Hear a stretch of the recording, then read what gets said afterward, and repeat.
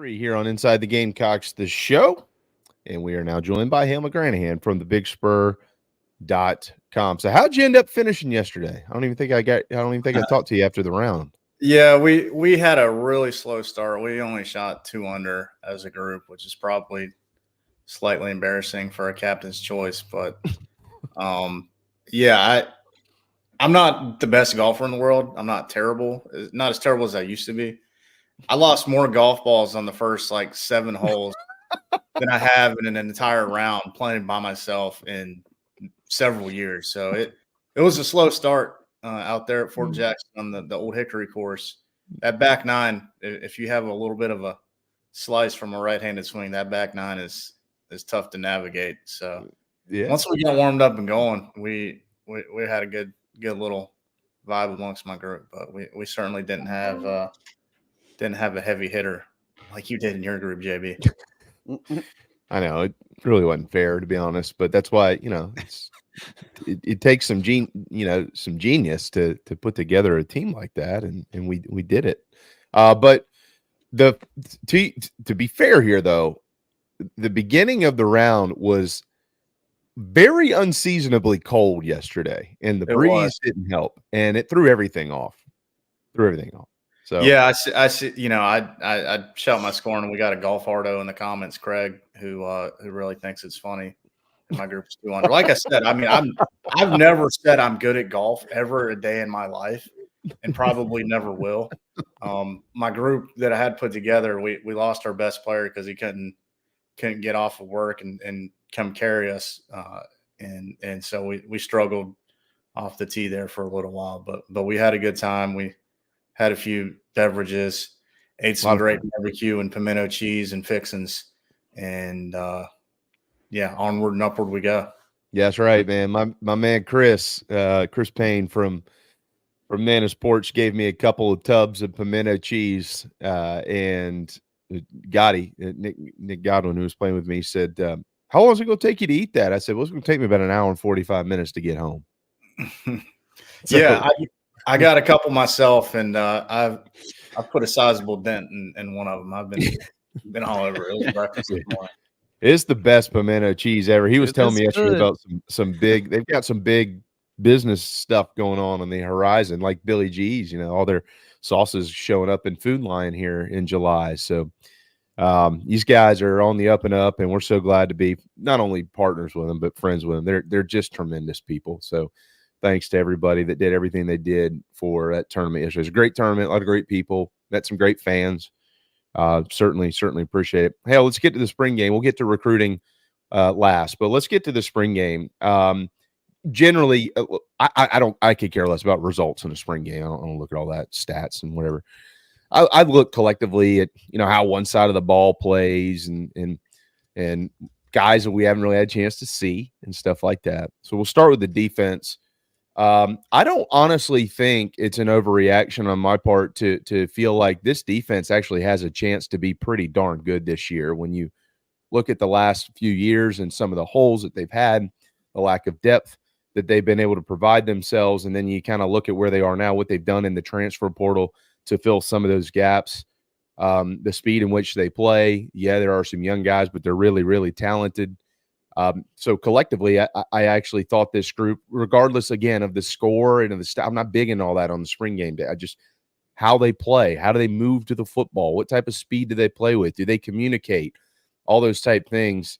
It honestly looked pretty good. Yeah, they've got some really good players over there. More good players than they had last year, especially up front. And I heard you guys talking right before the break, and Dylan Stewart was awesome. Wow. He made some plays coming off the left edge, beating a right tackle. He chased down a bubble screen out in space. I know there are a lot of folks who have some issues with Sidney Fugar and what we saw from him at times last season, but that guy's like a 4th-year college player, and he got just carried, basically bull rushed right into the backfield, like right into Dante Reno's face. I mean, Dylan Stewart was awesome. Every bit the 5-star looking guy that that he was rated out of high school. I mean, there's the one drive. I think it was, I can't remember which team Tonka Hemingway was on. I think he was on the Garnet team. Mm-hmm. But it was like the second possession of the game for the black team, the offensive possession. And Tonka just took over the entire drive. I mean, he drew a flag, a holding penalty, a tree. I think got a tackle for loss, made another play. I mean, he flashed, and the linebackers. I mean, it seemed like each one of those guys, the veteran guys, all flashed and made a play, whether it was Demetrius Knight or Kamara or whoever. Like there's a good group of guys in that front seven, and I think we saw glimpses of that, and obviously they were split in half for the most part.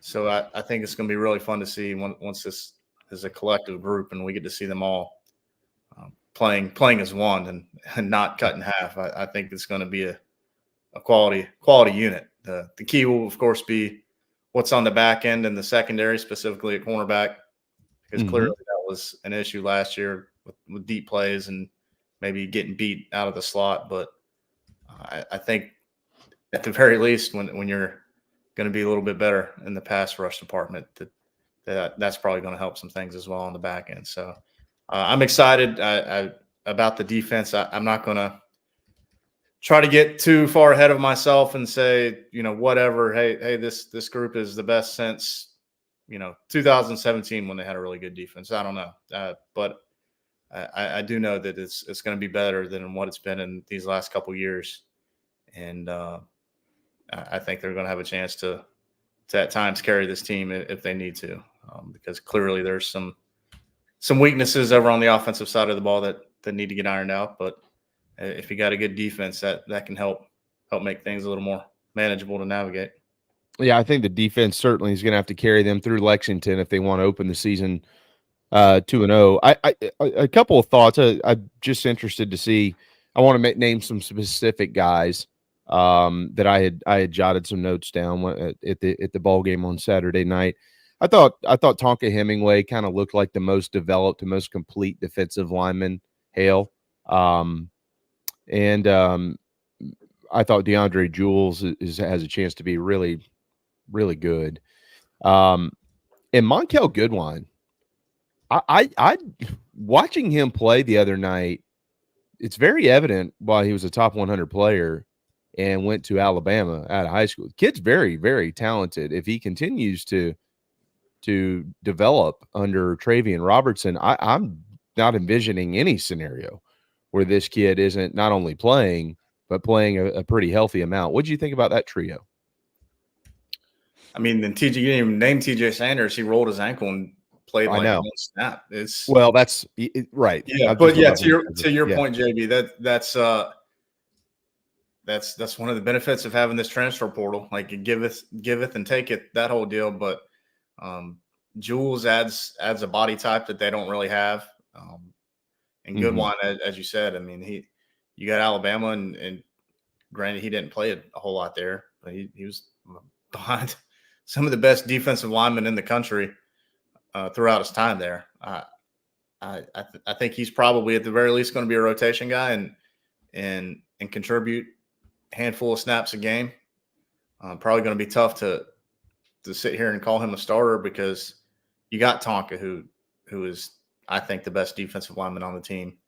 Agreed. You still got Boogie Huntley, who's been around forever and is one of your most dependable players, and TJ Sanders. And I mean, then you get into the whole, well, if they're doing 3-3-5 stuff, then you're not going to have two interior defensive linemen out there necessarily. So, I mean, they have all sorts of options and different things that they're going to be able to do and keep these guys fresh. That's probably the biggest thing for me is when I look at the difference in what this team can be, just kind of zoomed out, I guess, is you're not going to run into situations like the fourth quarter of the Florida game last season when your defense is so just worn out and getting beat.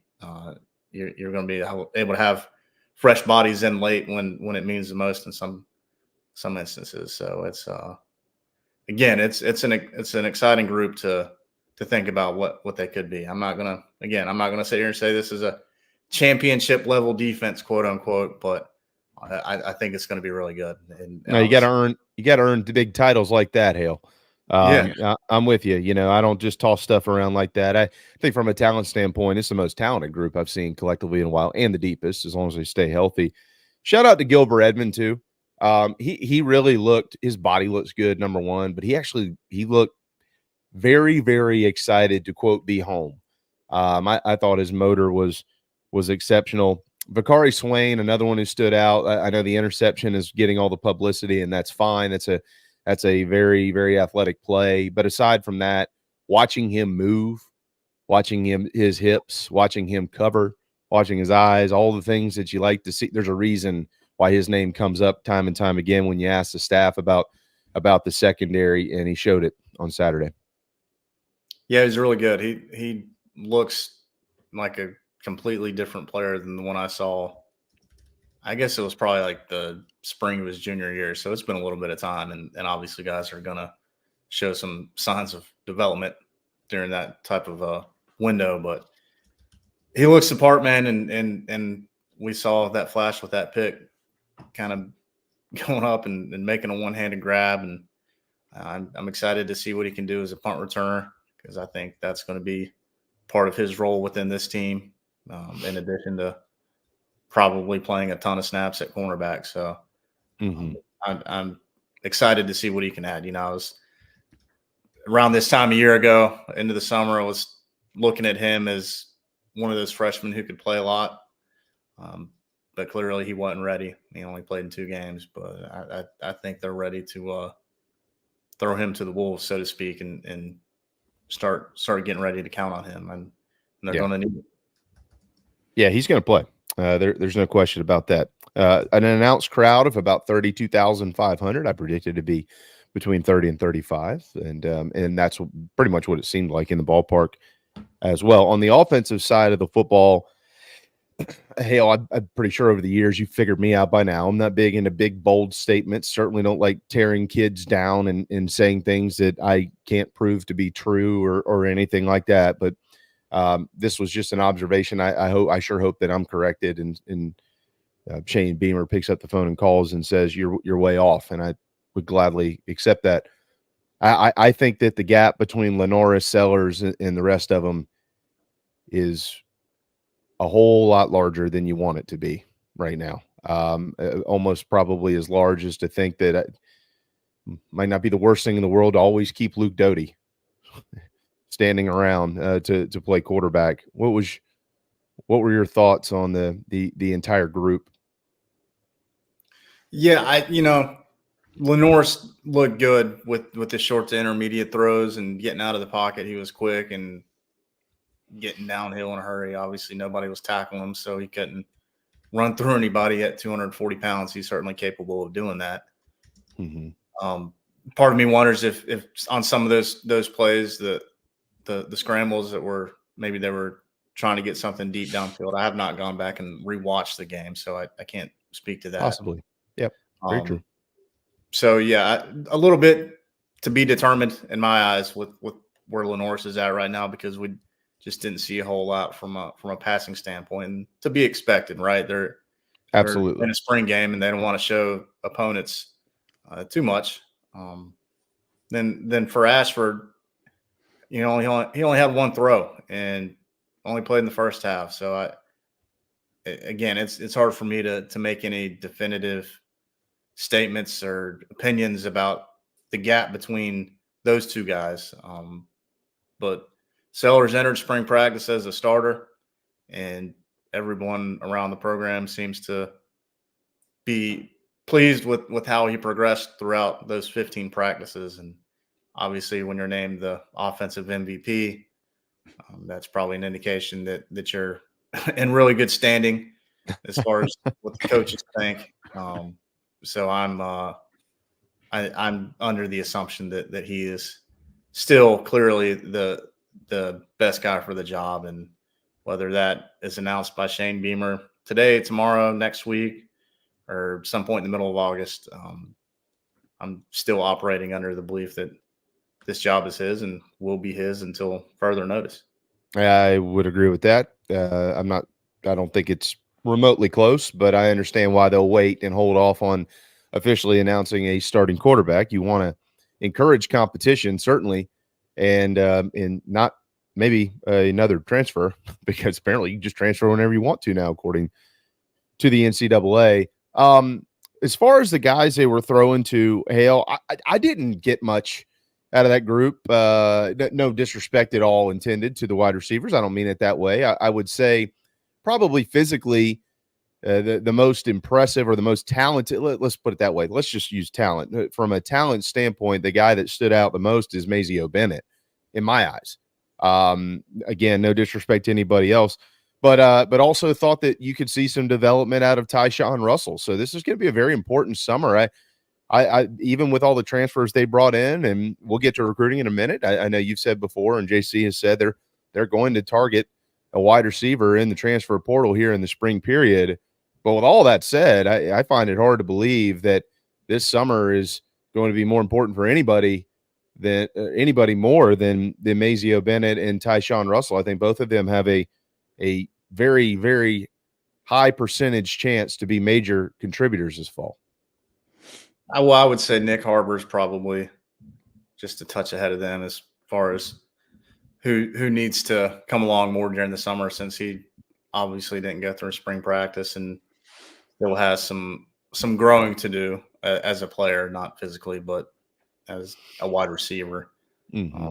So yeah, they need to address that room, like you just pointed out, something we've been talking about for a while now. They need to try their best to address that room, that position right now during this portal window. And whether it's a guy who's 6'1" or a guy who's 6'5", they need some more height, arm length, size, whatever you want to call it. They need some bigger bodies in that room, because Mazio Bennett and Tyshawn Russell was as good as they could be. They're 5'10", 5'11", not the biggest guys in the world. And yeah, Gage Larvadane, same thing. Jared Brown, same thing, and a handful of other guys in that group right now, same thing. And you do have some size with the Josh Simon and Brady Hunt and a Michael Smith at tight end, but you need it at receiver too. I always am of the belief that you need a little bit of everything, from physical, size, height, weight, all that stuff, to skill set. I like to see kind of a little bit of everything in a receiver room. And right now, for whatever reason, it's not a diverse as just me personally as I think receiver room should be. And that's something that, again, they're trying to address right now as we speak. And we'll see how it shakes out here in the next few weeks or so. Yeah, I would agree with that. I just collectively as a group, they've got a ways to go, in my opinion. Not that they can't get there, but they've just got a ways to go when you compare them to some other position groups. We'll move up front now to the offensive line. See, this was the trickiest, piece of the puzzle to judge. I thought, Hale, individually looking at guys, it's clear Josiah Thompson is the best looking offensive lineman they've got. There's no doubt about that. He can easily put on another 30 plus pounds, especially up here, and you probably won't even notice it. And that's a really good sign. I thought Big Tree and Trevon, Vershawn, seeing a bunch of those guys play. I mean, we've seen them before. They look really good. But, there was a draft, and so you didn't have all the pieces of the puzzle. I actually thought Aaron Parks did some nice things in the game as well, the transfer from Oklahoma. So I think it's probably much more difficult for us to judge this group, and I want to be very fair in doing so. So what are your thoughts on those guys, either individually or collectively, or however you want to word it, and how they performed on Saturday? It's hard to say, because the whole quarterback not being able to get tackled thing really changes things. And when you can't get sacked, or, you're not going to get a quick whistle from the referees, because the head coach, not just Shane Beamer, but any college football head coach who's running a spring game, wants the offense to have a little bit of an advantage. It's in everyone's best interest for the offense to look halfway decent and not like, holy crap, this is terrible in a spring game. So I don't know. I'm a little bit to be determined on that, JB, because With you. the results are what they were. I mean, again, I have to go back and watch. And I don't know how many of those scrambles that Lenore's got, and there were a few. I don't know how many of those would have been legitimate scrambles if they were able to tackle him, or if they're chasing him down, dive at his legs as he's trying to get out of the pocket, whatever the case may be. Just a little bit to be determined on that. But like I've said before, can't get much worse than it was last year for the offensive line. If they're healthy, it definitely won't be as bad as it was, because a lot of those guys are a year older, or they're all a year older, but the younger guys especially tend to be a lot better than they were as freshmen. And they've got all these guys who transferred in, veteran guys who play along the interior, whether it's Torselli Simpkins, who I thought looked pretty good. I agree. Yeah. Kamar Bell, whoever they brought in, whether it's a freshman or a transfer, that's going to make that room better. Maybe not necessarily immediately for some of the freshmen, but by the time 12 games are played this fall, I think we're going to look at this offensive line group as one that's considerably better than the one last year, and that'll be pretty easy to say if they're healthy, because again, I know it wasn't good last year, but they were just so damn injured, and it really affected things, and the results are what they were. But the injuries, I mean, you can't ignore that part of it. It was very significant in leaving everything like it was, and resulted in how it did.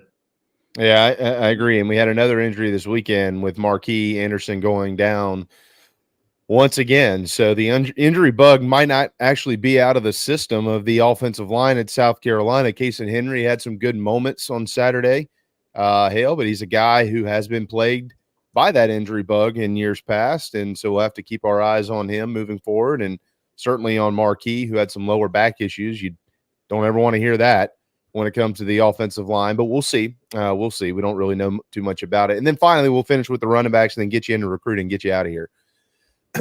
Really, I like the group, to be honest. I'm not so sure a whole lot else needs to be said. They look physical. They look tough. Oscar Attaway he's kind of an old school guy, right? He's a north to south. Like, I'm going to get you some yards when you give me the ball. Mm-hmm. The Howell kid, Jawarn Howell, big physical back. You feel like the more he gets hit, the better he's going to be. At least that's how I felt. We didn't even get to see Rocket. And I thought DJ Braswell probably had the best runs of the entire day. He brings a little bit of a different gear. Those are my thoughts. What are yours? Yeah, I'm with you on Braswell for sure. He impressed me. We saw a lot last year.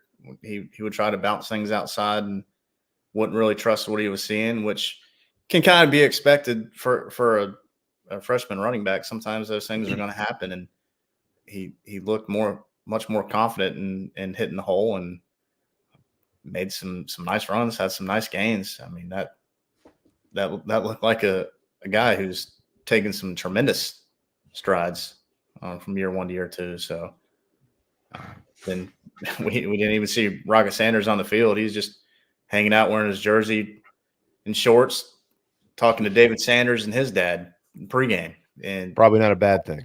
Yeah, we all know that. Yeah, and we all know what that guy can do if he's healthy and in good shape in an SEC football game. So I think that this running back group is going to be really fun.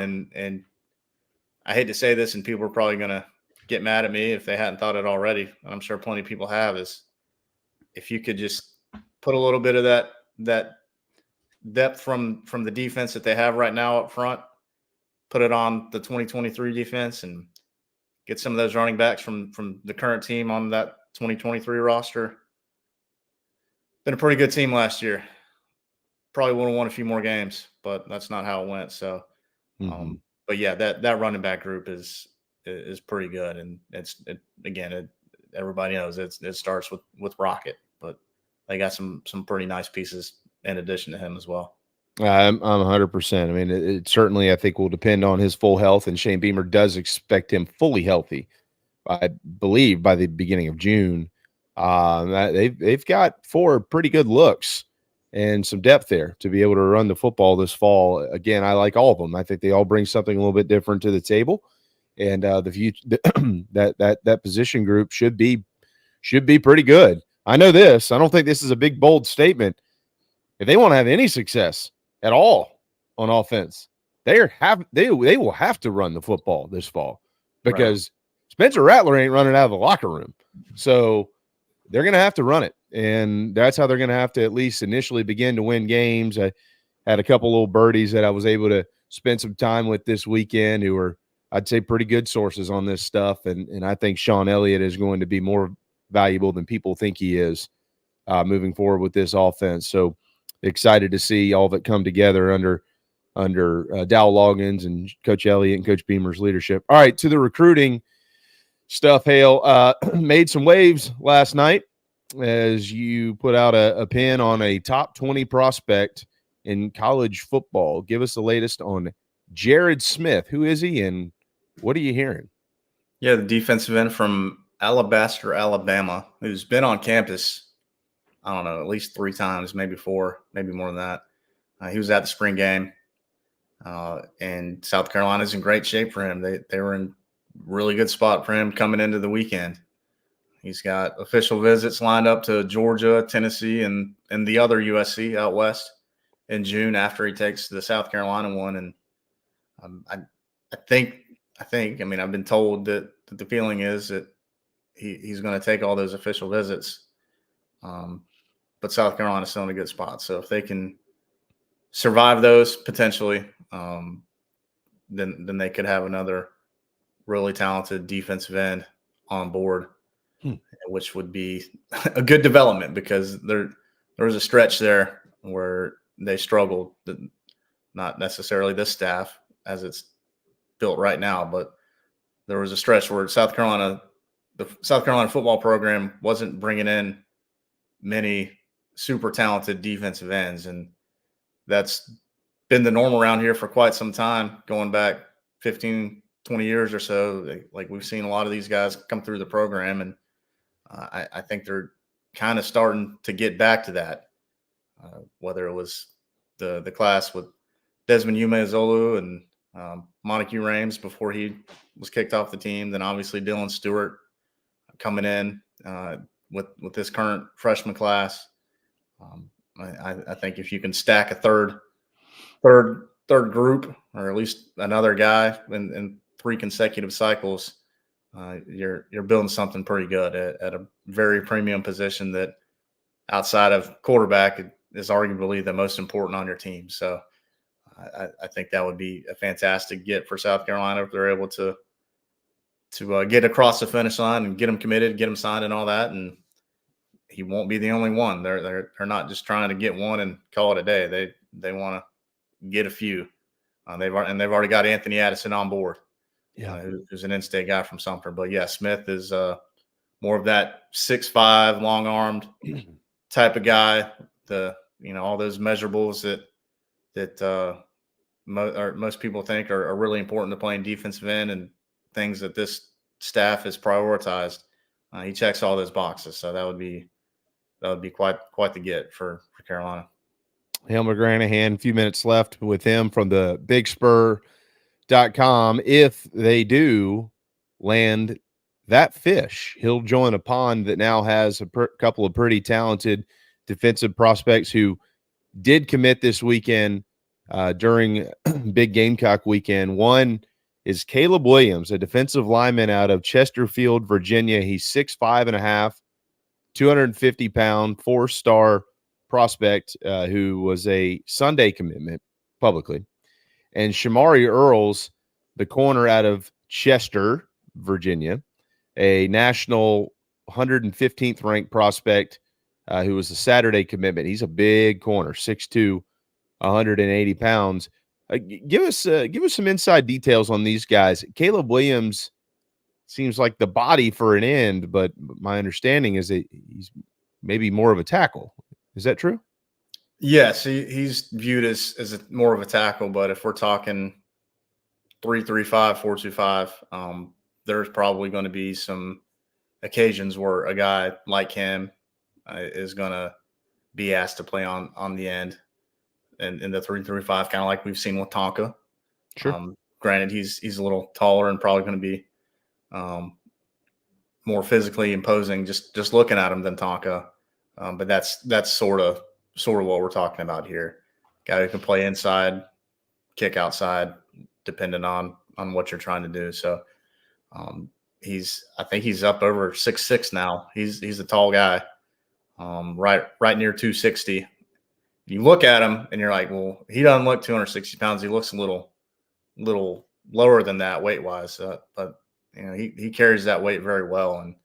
And kind of going back to what you're saying a little while ago, JB, about Josiah Thompson and how he could carry his weight. I think somebody like Caleb Williams is very similar to that point you were making. So, yeah, he's tall, long arms, really athletic, great flexibility. I mean, his highlights are a little tough to watch if anybody's looked at them that's listening to us. They look like they were filmed in like the 1970s or something, just for whatever reason, however their camera operator shot them, it makes it a challenging watch. But he moves well. He, like I said, he's super flexible. He bends. He gets low to the ground, like when he's making plays. And granted, he's maybe not necessarily playing some of the best competition, but if you look at, again, the height, arm length, how he moves and bends and all that's really intriguing. And to me, sort of reminds me of a guy like Eric Armstead, plays for the 49ers, played at Oregon, who's a really tall defensive tackle who can slide outside to the end depending on what you're asking your defense to do. So I think that might be my sort of loose comp for Caleb Williams. It's Eric Armstead, a tall guy with long arms who can play inside and maybe do a little bit outside if you need him to. 2 weeks ago today, South Carolina received a commitment from wide receiver Brian Rowe, and he was the first of a run of 6 that have committed to the Gamecocks that we're aware of. One is not public yet, but will be soon. Anything else on the recruiting front, Hale, that we should have our eyes on over the next few days? Kendall Daniels was supposed to announce a commitment on Sunday to somewhere. Haven't gotten any word about what's up there, but I think things are in good shape with him.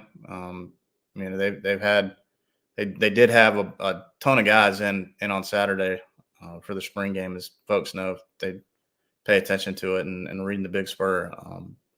So I don't know that necessarily anything else is imminent from a commitment standpoint, but I think they've probably been able to ease some of the angst and consternation that was going on out there amongst some folks, and are, I think, in a good spot now as they try to get geared up for the end of spring from a recruiting standpoint and get into the summer.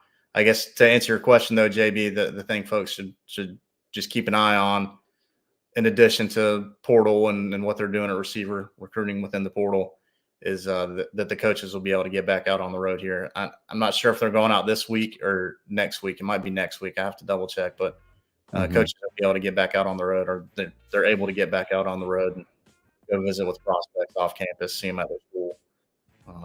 They can talk to the guys who are juniors and meet with them and all that stuff. So it's an important stretch, and not just one of those where we're saying, hey, let's fast forward and get to June for these official visits. There's some groundwork that can be done right now, and important steps to take in this process. Real quick too, for those Kendall Daniels, another one out of Virginia, out of Norfolk, Virginia, 4-star safety. Keeping our eyes on that. I know we got to go, but the portal period ends next Tuesday, right? The spring portal period, doesn't it close on April 30th? The 30th is the last day. So Guys can get it. That's the last day to enter the portal, correct? That's correct. Yeah. So guys don't have to make a decision by then. They can make a decision really as long as they want to. But that's the last day for guys to declare and actually enter before it closes up and doesn't open up again until December or whenever it is. Okay. So if Carolina is going to attack a receiver, whoever's in that portal by next Tuesday, it's going to be one of those names if they're going to sign somebody. Or unless it's a guy who's doing it as a graduate transfer, then those guys can enter whenever they want. But yeah, for underclassmen or non-graduates, I should say, it closes next Tuesday is the final day they can jump in. As always, Hale, great stuff. I know we covered a lot of ground today, but rightfully so with the spring game wrapping up spring practice for South Carolina football. I'm quite sure that over the next few days, y'all will have plenty between you and John and Alex and JC to kind of recap what the last month plus has been like for Shane Beamer and his team as they get into the summer and then get into the fall for 2024 Carolina football. Great to see you yesterday, and glad you at least shot under par. If that matters.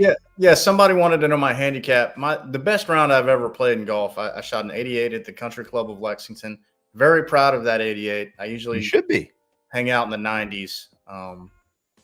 So yeah, like I said, I'm not. That's a great round, dude. I love playing golf, but I'm not any good at it. There are things out there in this life that you don't have to be good at to enjoy, and golf is certainly one of them. That's right. That's right. Or in Phil's case, talking on the radio. Some things just happen the way they do, and we don't know why. Hey, if you do want to improve your golf score, you know where to go, Hale. That's right, Meredith Taylor. Yeah, oh, that's right. Yeah, that's right. Mm-hmm, mm-hmm. Hey, an 88's a great score. I'm with you on that. All right, Hale, we'll let you run, brother. Thank you so much. We'll talk to you next week. All right, fellas. Appreciate y'all. Be good.